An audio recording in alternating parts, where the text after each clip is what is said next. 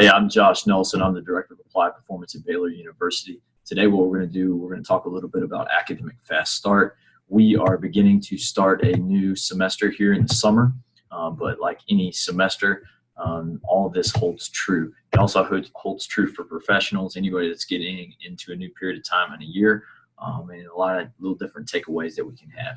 Okay, so it would be delivered to maybe a team, maybe after a training session, maybe after a practice. In an authentic setting, so it's not necessarily always taught with the PowerPoint, but just kind of key points. And we kind of have a couple embedded things that we'd like to strand throughout the semester. Okay, so academic fast start. The biggest thing here is IDing some checklist items. So before we even start, we want to make sure that our class semester is the schedule is correct. Okay, so I got my classes. Am I signed up for the classes that I'm supposed to be signed up for? Do these go toward my academic major? Does my academic advisor know that I'm taking these classes? Are there any conflicts? Does it conflict with other classes? Is there a period of time in between class 1 and class 2 to actually make the class? Is it across campus? Is it on the different campus? I need to know that my schedule is correct. Okay? I also want to know how it fits with my athletic schedule. Not so much in the summertime, but in the fall, spring, we have classes, we have film study, we have a lot of things going on that are competing for time. How do things complement one another? And we want to do this ahead of time. It should be done weeks in advance, months in advance as we sign up for classes. But before we go into that first week, before we get to that first day, we want to ID that schedule is correct. The next one, for veterans, people that have been around campus for a long time, this may not be as integral, but we want to know where the classes are. Okay, college buildings, they're very unique, they're beautiful, but some of them are old. Some of them are hard to maneuver around and find different classrooms that may be hidden in a nook in a corner. Okay, I need to look at a campus map and know exactly where that class is. I do not want to wait for the day of and be looking for a room that says C3005. And you're like, where is that? We have to know where that class is before. Okay. Next one, we need to know where we're going to park. Okay, is there a parking garage there? Is there student parking? Is there free parking? Is there a shuttle? Okay, if I plan on driving, I also need to purchase a parking permit. I do not want to accumulate parking tickets while trying to just hustle and not get one, because what will happen is I will accumulate tickets. I will accumulate parking tickets over time. Then those tickets will actually be more expensive long run than the parking pass. Then you still have to buy the parking pass after the ticket, so you're in the hole for more money. So just go ahead and buy the parking pass, get it done, then you know exactly where you can park, and there's no stress there. So get a parking pass. Next one, I want to have school supplies. Every single day I want to have something to write with, something to write on, something to put my notes in and organize it. Okay? And if I'm on campus for a long time, I want to have something to carry it in, like a backpack or a messenger bag. Okay, so pen, paper, whatever it is, what we would like to do too is be consistent. Okay, so if I like a binder, carry the binder every day. If I like if I like a spiral bound notebook, do that. If I like yellow paper, do that. But be consistent. Be consistent in the pen. Keep it in your backpack. Like, have the exact same thing every single time. Then you don't have to worry about it. If you always have it with you, always have it there, you don't have to be scrambling for everything. Okay? Within that first week, we want to speak to all of our professors individually. It does not have to be an extensive conversation. Just make contact.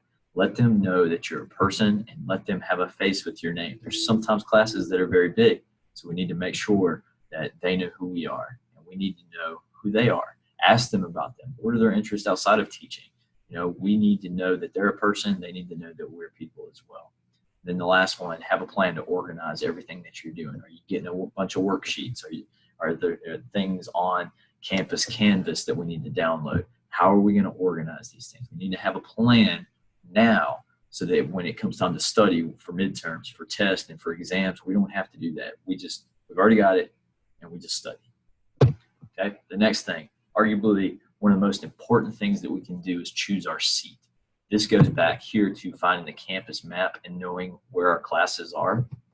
But we want to choose a seat that puts us in a position to learn optimally.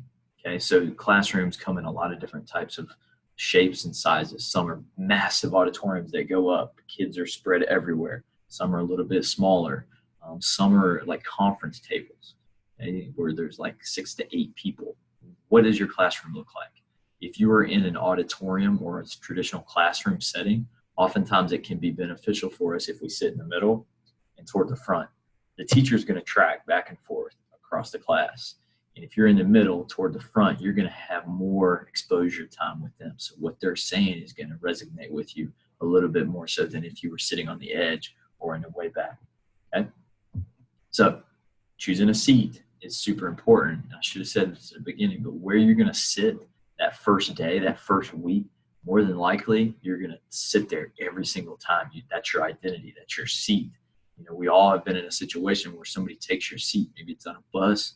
Maybe it's on, the classroom or meeting room. You're like, man, that's my seat. That's your identity. So early on, we want to make sure that we choose a seat that's advantageous for us in our learning experience. Okay? We want to slant for success. SLANT is an acronym that stands for sit up, lean forward, be attentive, nod, and take notes. So sit up and lean forward. They kind of go hand in hand. I do not want to be slouched back in my seat. I do not want to have my hood up. I do not want to have earbuds in. I want to be sitting up and leaning forward, actively engaged in what I'm trying to do. And I want to be attentive. I need to know exactly what's going on come exam time. So if I can pay attention in class, that's going to help me when it comes time to study. And more importantly, it's not about just the studying and taking a test. Being attentive will help you understand what is going on. That's the key. You need to build an understanding, not just make good grades. Okay? Nodding. In our 5 expectations, we talk about communication. Communication is a 5 expectation. Communication has 2 elements. There's sending and receiving. Okay? The receiving is listening. Okay? The sending is talking or providing nonverbal cues. A nod is a nonverbal form of communication that shows to the teacher that you're understanding or you're engaged. It's also a sign of respect. So we want to nod. And then we've been talking about taking notes. We want to find a way to take notes, file our notes, and be consistent in that. Okay? So some little things here. We want to always try to sit toward the front and in the middle. Always want to have something to write with, something to write on, something to organize it with. Okay? The first week of class, I want to know where my classes are, where am I going to park, and I want to talk to my teacher. To organize notes, there's a couple different ways we can do this, and it's very individualized. What you want to do. Do I want to have like a 3-ring binder that I just take notes over time? Do I want to, and then I punch holes and put them in there? Do I want a spiral bound notebook where I write notes, turn the page, write notes, turn the page? Composition notebooks are an idea. A yellow notepads with maybe a pad folio if you're into keeping things within folders, maybe an example. Okay, so a lot of different ways there. If you take notes on a computer, what is your system for filing those notes? Do I type on Microsoft Word and then label the file as the class date and then put it in a folder with, let's say, SES 301, maybe the class number, and I put all those notes in that folder. Okay. Find what it is that you like to do and be consistent in that. And then finally, the acronym SLANT. SLANT stands for sit up, lean forward, be attentive, nod, and take notes. When we start this new semester, work on starting fast, getting everything organized early, talk to our teachers, and be consistent throughout the semester. That'll help us along the entire semester long. Thanks.